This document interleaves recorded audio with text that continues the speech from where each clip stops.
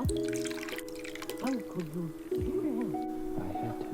Yes, but why? Why men wait till they got a regrade? Don't text me, tell it straight to my face. Best friend set me down in the salon chair. Shampoo press, get you out of here. Fresh photos. Worked up too much like that. So tired, it don't hurt yourself. This They ain't told me nothing but who made it. Yeah. I don't know nothing about the content of the movie. So the movie's called Farewell. It's basically about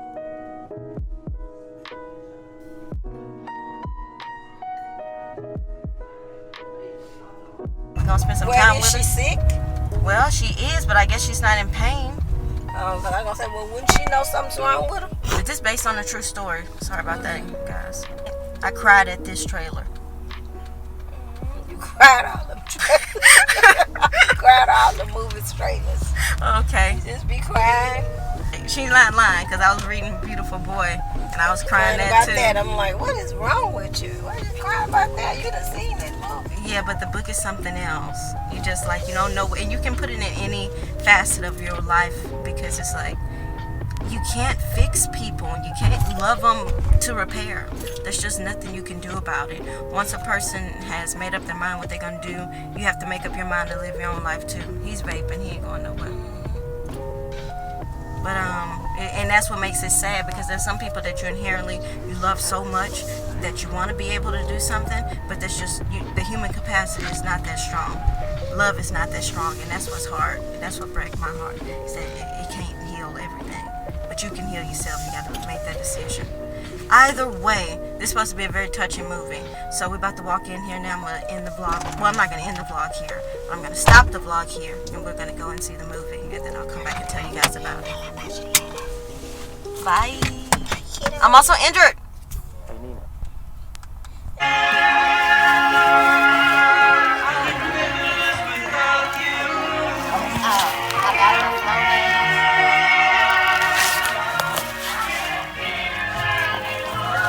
Yep, just open it up.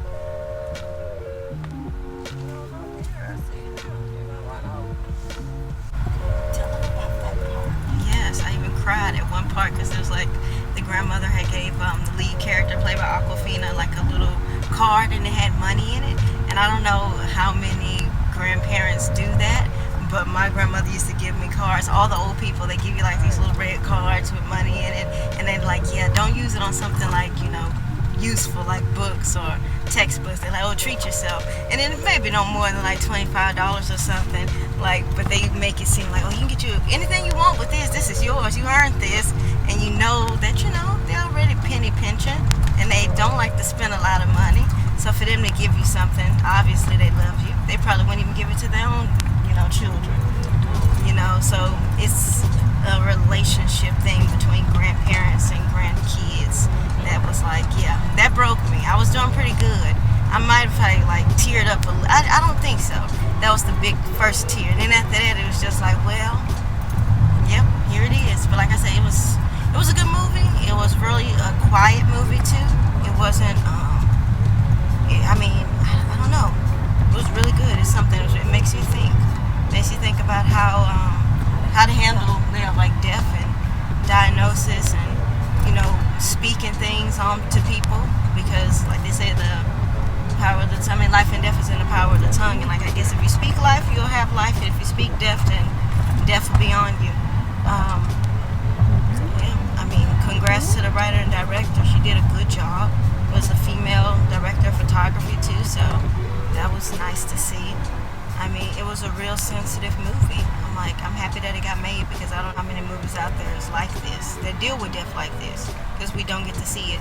And also too, on a side note, it was a lot of Asian people in the movie theater, which was really nice to see, because they seemed quite happy to see a reflection of themselves on screen, and they were talking to them, you know, to their friends in their languages, and it just felt good. It's like, before, you don't usually see, I mean, I hate to be so broad, but you don't see that many Asians in the movie theater, and if you do, it's for like some big event film. But it isn't because they don't probably want to go, but it is just like they don't have really a big reason to go to see something that, you know, yeah, that they can relate to and feel like, oh man, this, I won't say it was made for them, but it was made by them, and they support, support their own, and it's just good to see a reflection of oneself. I thought that was beautiful too, because you just don't see it. It's kind of like Black Panther for Black people, I suppose, in its own way, but actually even more touching because it's real, and anybody feel like it's, they can, get in and have access to this world because it's so open. It's not like anything that's like, oh, this is just made for Chinese people, but in respect to Chinese people, there is a lot of, Chinese spoken in the film. You do have subtitles, so that's just something that you can look forward to seeing if you go see this movie. I would definitely go see it. It's a really good film, and it's got great performances in it, so yep, that's it. This is not the happy, jolly vlog. It was in the beginning, and it'll still be, because I'll have some other stuff I'll be posting soon. But yep, I'm gonna just go think. Probably gonna go home. I'll edit this up and put it out there. So see you guys later. Good day. Never have to call. Okay. I would never would have thought of that. That never would have been something. I don't think I would have ever done that. I mean, I think I probably would have been more like that girl. Like, yeah, it's not right for her to not know, and not be able to give her farewell. She was thinking more on the negative side, and her parent and everybody else was thinking more, well, we are negative because we know it's gonna happen. Yeah. But we don't want to put that on her. And I remember the little man saying, we have to carry that burden. Yeah. We're not gonna put that burden on her to worry about herself like that if she don't know anything's wrong with her. That's true. And the more I see it, the more realistically speaking it should be as a human being.